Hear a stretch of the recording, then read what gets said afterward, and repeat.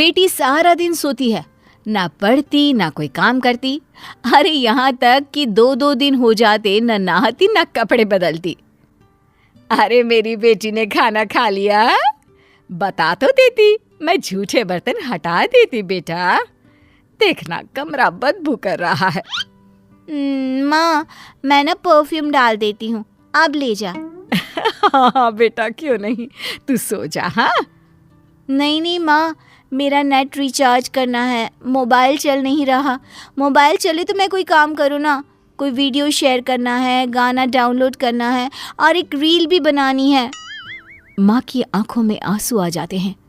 हाय रे मेरी बेटी इतना सारा काम करेगी, अरे थक जाएगी मेरी लाल, थक जाएगी।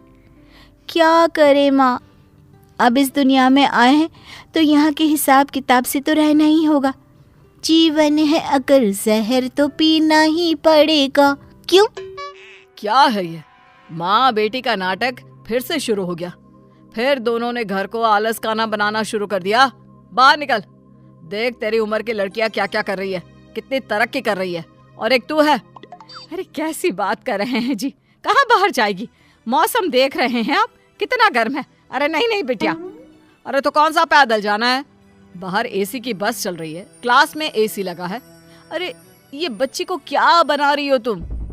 देखिए आप ना ऐसा मत बोलिए, मैं जानती हूँ बेटी का जीवन कैसा होता है। छोटी सी उम्र में मेरी शादी, फिर बच्चा, सास की टिक टिक, ननद के चेंचे। अरे ना, मेरी बेटी ये सब करने के लिए पैदा थोड़ी ना हुई है। पिताजी क्या करते, बीवी को कहाँ तक समझाते कि लड़का हो या लड़की, जिंदगी ऐसे नहीं चलती है। आराम करना ठीक है, लेकिन जीवन के उस पड़ाव में नहीं जहाँ ढेर सारा काम करने की जरूरत होती है। माँ, पापा। पिता को लगता है कि बेटी को समझ आ गया है। हाँ बेटा बोल, जल्दी से बोल, क्या हुआ? वो जाते वक्त ना दरवाजा बाहर से बंद करते जाना। नींद आ रही है। हाँ बेटा, मैं लाइट भी बंद कर देती हूँ। हाँ, और ये मोबाइल का रिचार्ज भी करवा देती हूँ, ठीक है? खैर बात आई गई हो जाती है। फिर एक रोज माँ गिर जाती है और उन्हें चोट आ जाती है। हाय रे मेरी कमर, क्या करूँ, कहाँ जाऊँ? मिन्नी, अरे ओ मिन्नी। मिन्नी लेकिन कहाँ सुनने वाली थी, वो तो चुपचाप अपने कान में म्यूजिक की तार लगाकर नाच रही होती है। नीचे माँ जोर जोर से रो रही होती है कि आवाज पड़ोसन के कान तक आ जाती है। हाय रे बहन, क्या हो गया, क्यों चिखी जा रही हो? तुम्हें इतनी चोट लगी है? मिन्नी कहाँ है, बुलाओ उसे। अरे नहीं, उसे ना बुलाना, वो सो रही होगी या फिर म्यूजिक का वक्त होगा। अरे मैं उसे परेशान नहीं करना चाहती। बहन जी, बेटी को कम काम देना ठीक है, माना कल को उसके ऊपर जिम्मेदारियां होगी, लेकिन इतना भी सर मत चढ़ाओ कि किसी काम की ही ना रहे। अरे कभी मेरे घर आओ, मेरे दोनों बेटों को देखो। अब रहने दीजिए ना बहन जी, मुझे आपकी मदद नहीं चाहिए, बस आप ना ये ज्ञान ना दे। पता है जीवन कितना मुश्किल होने वाला है आने वाले समय में। काम की टेंशन, कमाने की टेंशन, ना सोने मिलता है ना वक्त पर खाना। अरे मैंने तो वो दिन देखे हैं, क्या भूख लगी है, सामने खाना भी रखा है, लेकिन खा नहीं सकते। ठीक है बहन जी, मान गए, लेकिन हमेशा ऐसा नहीं होता है। सबकी अपनी अपनी किस्मत है। बेटी को पढ़ा रही हो तो कल को नौकरी भी तो कराओगी कि नहीं? फिर क्या, नौकरी करेगी तो नौकरानी रखेगी, नहीं तो मैं हूं ना। लेकिन वो काम धाम नहीं करेगी, सिर्फ आराम करेगी मेरी रानी। देर शाम हो जाती है। चोट के कारण माँ का बुरा हाल होता है। घर में अंधेरा होता है, तब पति आते हैं और माँ रो रही होती हैं। अरे मिन्नी को क्या हो गया, और तुम क्यों रो रही हो?